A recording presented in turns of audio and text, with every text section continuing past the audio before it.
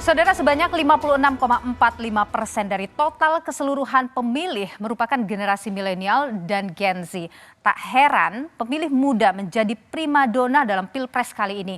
Kemana suara pemilih muda bermuara?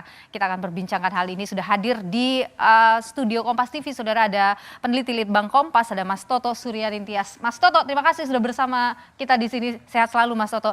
Jadi Mas Toto, kita akan membaca ini peta dulu terkait dengan demografi pemilih kita. Ini exit poll yang dilakukan oleh Litbang Kompas ya, Mas ya. Kita mulai dari ini.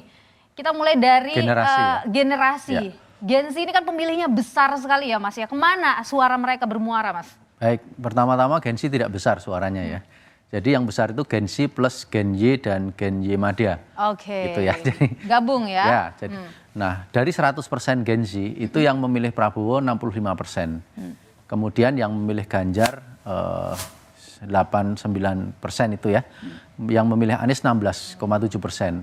Ini terus ke bawah kalau kita lihat Gen Y muda untuk usia 26 sampai 33 yang memilih Prabowo 59%. Lalu untuk Gen Y Madya 54 dan seterusnya. Kita bisa lihat dari angka-angka ini yang salah satu pola yang kita lihat adalah bahwa pada semua kategori usia itu raihan suara terbesar diperoleh Prabowo dan Prabowo Gibran ya. Oke. Dan komposisinya menurun. Jadi semakin tua usia, komposisinya cenderung menurun.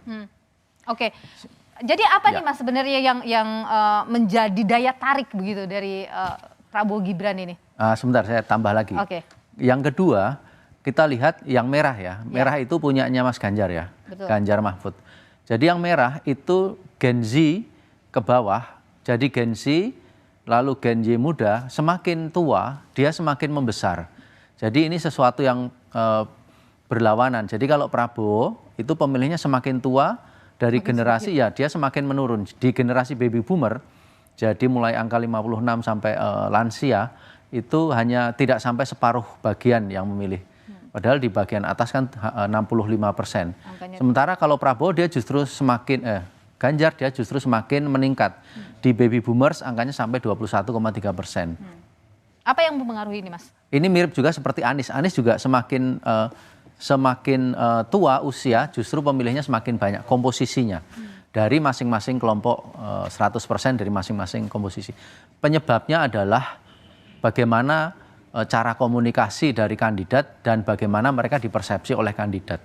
Seperti kita tahu bagaimana pencitraan dari Prabowo ini dengan slogan-slogan yang menampilkan politik populis. Bagaimana dikesankan politik sebagai sesuatu yang ringan, yang populer, dan dia cukup akrab dengan kaum muda. Bahkan disimbolkan dengan bentuk-bentuk boneka yang bulat. Jadi itu menarik mereka ya. Betul. Oke, kita akan melihat lagi demografi dari pekerjaan ya Mas ya. Kita lihat dari sisi pekerjaan, ini masih... Atasnya, Oke, ini dulu kita pekerjaan, ya ini dia kita lihat. Bisa Mas dijelaskan ini hasilnya nih?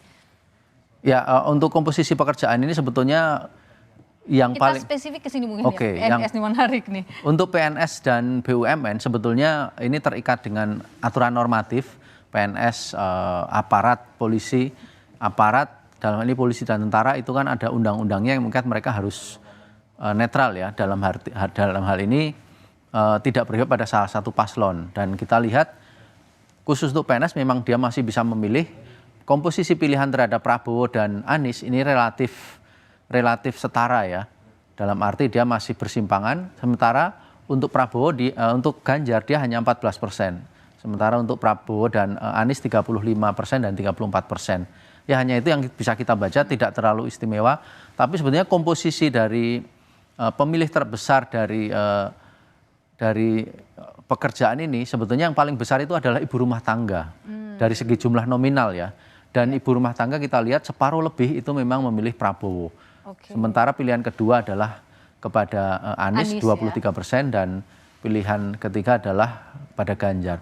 Jadi seluruh komposisi ini sebetulnya kalau kita hubungkan dengan total pilihan itu sebetulnya relatif menggambarkan karena raihan suara dari Prabowo Gibran kan 58%. 58, sekian persen, hampir 59%. Jadi dibandingkan dengan dua kandidat lainnya yang hanya 25 dan 16%, sudah pasti ini akan tercermin dalam seluruh komposisi ketika kita cascading dengan format apapun, pasti akan tercermin bahwa yang paling besar ada di Prabowo Gibran, yang kedua di Anies, dan yang ketiga di Ganjar. Oke, jadi dari sini juga memang sudah terbaca juga begitu sudah ya Mas terbaca. ya. Kita juga akan melihat dari sisi partai politik ya Mas ya.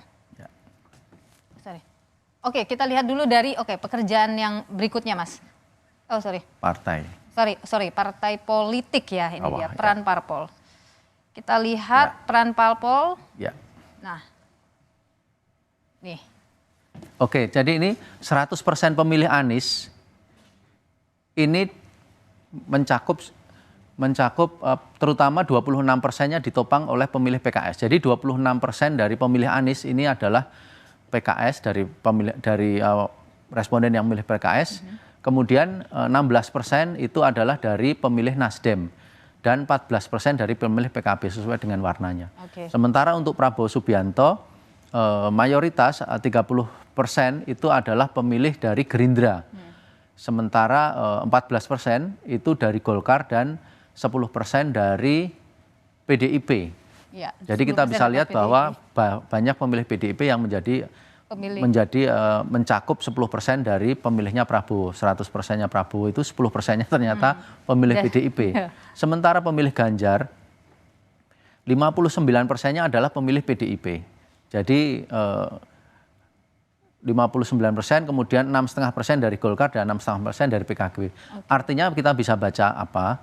Di sini sumber suara, kalau kita melihat sumber suara ini, kalau komposisinya semakin merata itu semakin bagus. Jadi semakin merata itu artinya dia bisa menghimpun dari keseluruhan pemilih partai, khususnya partai-partai besar. Tetapi kalau suaranya besar semacam ini, artinya dia hanya mendapat suara dari partai pendukungnya saja. Ya. Mungkin bisa dilihat dari parpol yang satunya. Oke, kita akan lihat dulu dari parpol satunya lagi.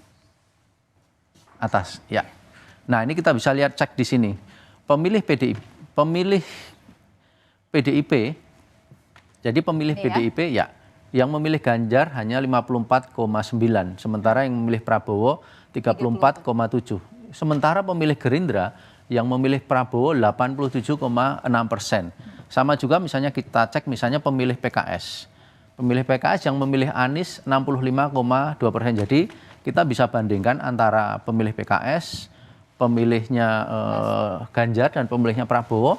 Dari situ tercermin bahwa bagaimana soliditas atau loyalitas dari masing-masing pemilih itu di dalam memilih capresnya. Satu hal. Yang kedua juga bagaimana masing-masing partai itu dia tidak semuanya memilih pada capres yang direkomendasikan atau didukung oleh partainya, tetapi dia memilih capres yang lain. Dalam arti terjadi split voting. Kita bisa lihat capres-capres partai-partai pendukung Ganjar, misalnya Perindo, mayoritas dia memilih Prabowo. Ya. Kemudian juga P3, dia 47% memilih Prabowo. Kemudian kita kalau Golkar ya memang ke Prabowo juga ya Mas ya. Artinya kita bisa lihat bagaimana semakin solid sebuah partai itu menghimpun pemilihnya untuk memilih capres sesuai dengan rekomendasinya, itu akan semakin tebal. Kenapa bisa tidak seirama seperti itu Mas? Tidak kuat sekali iramanya antara pemilih itu? Ya, faktor split voting itu banyak ya. Khusus untuk pemilu ini, fenomena itu akan semakin mengemuka karena kita tahu sendiri berbagai hal itu terjadi di masyarakat ya. Sehingga mereka akhirnya memilih Prabowo Gibran ya. Ada berbagai faktor, termasuk juga soal daya tarik karena faktor ketokohan. Tokohan Prabowo sendiri yang sudah mempunyai captive pemilih sejak pemilu sebelumnya. Kemudian ada faktor ketokohan dari Gibran dalam hal ini sebagai asosiasi dari Presiden Jokowi yang dia bergabung menambah elektabilitas. Ada faktor juga dari program-program bantuan sosial. Dan juga termasuk faktor dari manuver-manuver politik yang tajam. Yang sebetulnya banyak dikritik juga. Di sana ada soal istilah cawe-cawe, kemudian juga ada soal istilah keterlibatan aparat, kemudian juga ada istilah money politik, ada istilah serangan fajar. Nah, faktor-faktor itu semua bergabung sehingga menimbulkan daya tarik atau daya paksa bagi sebagian responden dari berbagai partai. Kita lihat seluruh partai terdampak elektoral untuk memilih Prabowo. 02 ya. Ya, kecuali beberapa partai di sini, misalnya jangan Partai Buruh, Partai Nasdem misalnya. Partai Nasdem ternyata dia lebih konsisten memilih Amin ketimbang Prabowo gitu. Kemudian juga misalnya PDIP juga lebih konsisten memilih Ganjar daripada Prabowo. Tapi partai-partai yang lain semuanya relatif terdampak. PKS juga, PKS dia konsisten memilih calonnya gitu. Ya, saya rasa itu. Yang lainnya semuanya terdampak. Konsisten ya pada calon yang didukungnya. Baik, kita lihat lagi ke soal begini. Kita bicara soal kinerja dari Presiden Jokowi ya Mas ya. Seperti apa kemudian kini? Yang ini. Kinerja pemerintah ini, tingkat kepuasan. Ya. Nah ini dia. Mas, ini bisa digambarkan kepada kami masalah hasilnya ini. Ya, ini kan kelompok kepuasan ya. Jadi 100% yang puas, 100% yang tidak puas. Dan ini 100% yang tidak tahu. Jadi 100% yang puas itu dari seluruh responden ternyata mayoritas memang memilih Prabowo ya. Gibran, kemudian 16% itu adalah memilih Ganjar dan 13% memilih Anies. Tetapi yang tidak puas ini tergambar sekali bahwa memang mereka yang tidak puas 55% mayoritas itu memilih Anies. Sementara yang memilih Prabowo hanya 27%. Nah, di sini kan kita bisa melihat dengan semua upaya menggalang suara pun sebetulnya Prabowo tidak cukup mampu untuk menghimpun suara dari kalangan responden yang tidak puas. Meskipun komposisi yang tidak puas ini terhadap kinerja pemerintahan Jokowi, kita harus ingat dia komposisinya dia minor ya. Jadi yang puas itu angkanya di sekitar 73, 74, 75%, sementara yang ini sekitar 20-an% gitu ya. Jadi komposisi secara proporsi yang tidak puas ini jauh lebih kecil dibanding yang puas. Itu yang harus kita ingat ya. Jadi boleh kita katakan bahwa kalau kita bicara soal kepuasan terhadap Presiden Jokowi begitu memang beriringan juga dengan perolehan yang dicapai oleh Prabowo Gibran begitu Mas. Betul. Jadi tingkat kepuasan yang dirasakan responden itu pada akhirnya juga berpengaruh terhadap tingkat penerimaan publik dari calon-calon yang diusung atau diasosiasikan sebagai calon yang direstui atau ini oleh Jokowi gitu ya. Didorong atau didukung atau direstui oleh Jokowi. Oke, baik. Mas, kalau kita bicara soal exit poll yang dilakukan oleh Litbang Kompas ini Mas ya. Ya. Ini sebenarnya seperti apa Mas metodenya, kemudian tingkat margin of error-nya seperti apa Mas? Ya. Jadi exit poll ini sebetulnya survei ya. Jadi survei tetapi tidak seluruhnya bersifat opini, karena kita berusaha menangkap apa yang dilakukan oleh pemilih di kotak suara. Jadi ketika jadi dari 2.000 responden, 2.000 titik TPS yang kita jadikan tempat untuk melakukan quick count sebagai istilahnya primary sampling unitnya ya, jadi unit terkecil dari sampel kita.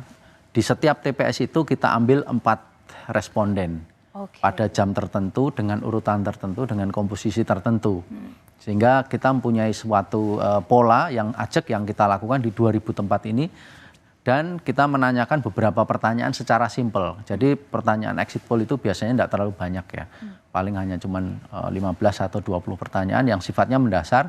Dan kita lebih hanya pengen melihat perilaku memilih dan alasan memilih.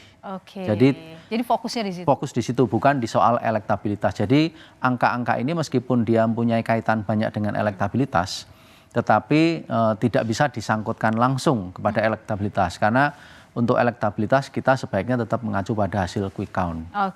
Tapi kalau kita bicara soal margin error-nya bagaimana Mas? Margin error-nya karena dia total sekitar 8.000, exit poll kita belum sampai 100% ya, sepertinya masih mungkin 7.000 sekian, dia angka margin error sekitar 2%. Di bawah 2%. Di bawah 2% Ya, ya Mas di bawah ya? 2%. Oke, jadi tingkat kepercayaannya juga tinggi sebenarnya untuk Ya. exit poll ini yang dilakukan oleh Litbang Kompas. Exit poll ini dilakukan kemarin ya Mas ya? Setelah pencoblosan Bersamaan itu. dengan pencoblosan. Bersamaan dengan pencoblosan. Oke, baik, ini sebagai gambaran tentu saja ya Mas Toto ya dari Litbang Kompas bagaimana kemudian sebaran pemilih, demografi pemilih dan lain sebagainya. Sekali lagi ini dilakukan dengan metode tertentu oleh Litbang Kompas dan dengan margin errornya di bawah 2%, artinya memiliki kepercayaan tinggi. Mas Toto, terima kasih sudah berbagi sharing pandangan juga di Kompas TV hari ini dan tentu ini sebagai acuan juga untuk penonton. Dan saudara, usai jeda berikut ini rekan saya Cindy Sistiarani akan kembali saudara di mengawal hasil pemilu. Ada informasi soal calon wakil presiden pemilu 2024 Gibran Rakabuming Raka yang menyampaikan keinginannya untuk sowan dengan paslon Anies Baswedan, Muhaimin Iskandar dan juga paslon Ganjar Pranowo Mahfud MD usai klaim kemenangan memperoleh suara unggul dari hasil hitung cepat.